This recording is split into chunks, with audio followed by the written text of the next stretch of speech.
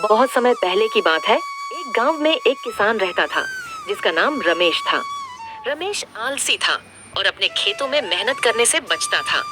वह हमेशा सोचता था कि बिना मेहनत किए ही उसे भरपूर फसल मिल जाए। रमेश का खेत बहुत उपजाऊ था, लेकिन उसकी आलसी आदतों के कारण फसलें कभी अच्छी नहीं होती थीं। रमेश के गांव में हर साल एक फसल मेला लगता था, जहां सभी किसान अपनी उपज बेचते थे और पुरस्कार जीतते थे। रमेश का दोस्त सुरेश भी एक किसान था जो बहुत मेहनती था। सुरेश की फसलें हमेशा लहलहाती थीं और वह हर साल मेला में पुरस्कार जीतता था। सुरेश ने कई बार रमेश को मेहनत करने की सलाह दी, लेकिन रमेश ने उसकी बात को हमेशा नजरअंदाज किया। एक दिन रमेश ने सोचा कि वह सुरेश की तरह मेहनत करके देखेगा।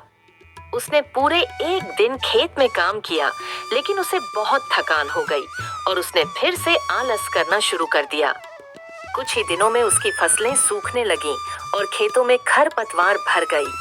रमेश परेशान हो गया और सोचने लगा कि अब क्या किया जाए। एक दिन गांव में एक साधु आया। साधु ने गांव वालों को मेहनत और ईमानदारी का महत्व समझाया।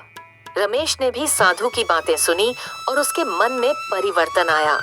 उसने साधु से पूछा, महाराज, क्या आलस को छोड़कर मेहनती बनने का कोई उपाय है? साधु ने मुस्कुराते हुए कहा, क्या मेहनत का कोई विकल्प नहीं होता। अगर तुम सच्चे दिल से मेहनत करोगे तो तुम्हें उसका फल अवश्य मिलेगा। रमेश ने साधु की बात गांठ बांध ली और अगले ही दिन से खेत में मेहनत करने लगा। उसने रोजाना सूर्योदय से पहले उठकर खेतों में काम करना शुरू किया। धीरे धीरे उसकी फसलें हरी भरी होने लगीं और खेतों में से खरपतवार खत्म हो गई। रमेश ने अपनी मेहनत से अपने खेत को सुंदर बना दिया। जब फसल मेले का समय आया तो रमेश ने भी अपनी उपज मेले में प्रदर्शित की। उसकी मेहनत रंग लाई और उसे मेले में पहला पुरस्कार मिला। रमेश ने सुरेश और साधु का धन्यवाद किया,